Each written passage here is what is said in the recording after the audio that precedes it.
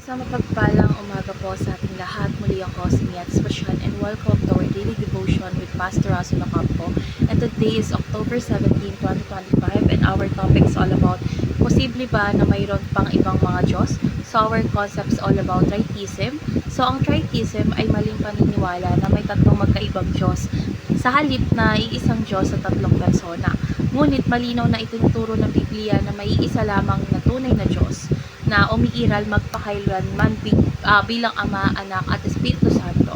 So, ang tunay na pananampalataya ay kumikilala na sa iisang Diyos sa tatlong persona, nagkakaisa sa kalikasan, kalooban at kawalhatian. So, ang pagtanggi sa tritheism ay nagpaprotekta sa katotohanan ng Diyos bilang triune God at ipinapakita ang kagandahan ng kanyang pagka-Diyos. So, our Bible readings for today is all about Deuteronomy chapter 6 verse 4, ASND version. Pakinggan ninyo ang mga Israelita. Ang Panginoon na ating Diyos ay isang Panginoon. So, adako na tayo sa ating teaching. So, first teaching is we believe in three persons of one God. So, ang Diyos ay umiira sa tatlong persona, Ama, Anak, at Espiritu Santo. Ngunit sila ay isang Diyos lamang. Hindi sila tatlong magkahiwalay na Diyos, kundi tatlong persona na ganap na nagkakaisa. So, pinapakita nito na ang Diyos ay kumikilos sa pagkakaisa at pag-ibig sa kanyang sarili. Second is we believe in creeds of historic Christianity. So, ang mga sinaunang creeds tulad ng Nicene at Apostle Creed ay nagpapatibay ng ating paniniwala sa isang Diyos sa tatlong persona. So, ang mga ito ay batay sa turo ng Biblia at tumutulong upang mapanatili ang tamang doktrina tungkol sa Diyos. So, yung pagsunod sa mga ito ay pagtanggap din ng pananampalatayang itinuro ng mga sinaunang Kristiyano. And lastly, we believe in one God. There is no other. So, ang Diyos lamang ang tanging totoo at buhay na Diyos, walang katulad o kapantay. Dahil lahat ng ibang Diyos ay gawa lamang ng tao at hindi karapat-dapat sambahin. So, ang ating pananampalataya ay dapat nakasentro lamang sa isang Panginoon na may ganap na kapangyarihan sa lahat. So, dadako na tayo sa ating application. So, yung first application is guard against false views of God. So, dapat tayong maging maingat sa mga maling turo na nagsabing may higit pa sa isang Diyos o gumagawa ng maling larawan tungkol sa Kanya.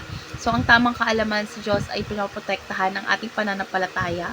Mahalaga na suriin natin ang lahat ng aral ayon sa salita ng Diyos. Second is glorify the Father, the Son, and the Holy Spirit. So, dapat nating purihin at sambahin ang tatlong persona ng iisang Diyos. Sapagkat bawat isa ay ganap na Diyos at kabahagi ng ating kaligtasan. So, ang Ama ang nagpaplano, ang Anak ang tumubos, at ang Espiritu Santo ang nagbibigay buhay. Kapag sinasamba natin ng Diyos sa kanyang kabuuan, is nagiging buo rin ang ating pananampalataya. And lastly is gain assurance of salvation. So, ang pag-unawa sa isang Diyos, ang kumikilos sa ating kaligtasan ay nagbibigay katiyakan sa ating pananampalataya. So, hindi tayo niligtas ng tao kundi ng Diyos mismo, Ama, Anak, at Espiritu Santo.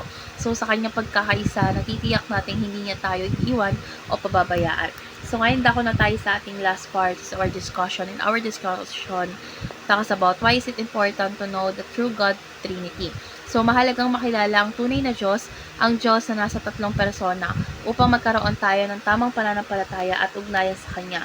So, kapag mali ang ating pagkakilala sa Diyos, mali rin ang ating pananampalataya at pamumuhay. Sapagkat sa pag-unawa sa Trinidad, isa tututunan nating pahalagahan ng Ama na nagmamahal, ang Anak na nagligtas, at ang Espiritu Santo na gumagabay araw-araw. So, ipinapakita nito na ang Diyos ay kumikilos sa lahat ng bahagi ng ating buhay at siya lamang ang dapat nating pagkatiwalaan at sambahin. So, let's pray po. Lord God, maraming salamat po dahil ikaw ay isang tunay na Diyos sa tatlong persona na Ama, Anak, at Espiritu Santo. Lord God, salamat sa iyong pagkakaisa, pag-ibig at kabutihan na aming naranasan araw-araw. Lord God, tulungan po kaming manatiling tapat sa tamang pananampalataya, sambahin ka ng may buong puso at ipahayag sa iba ang katotohanan tungkol sa iyo. In Jesus' name we pray. Amen.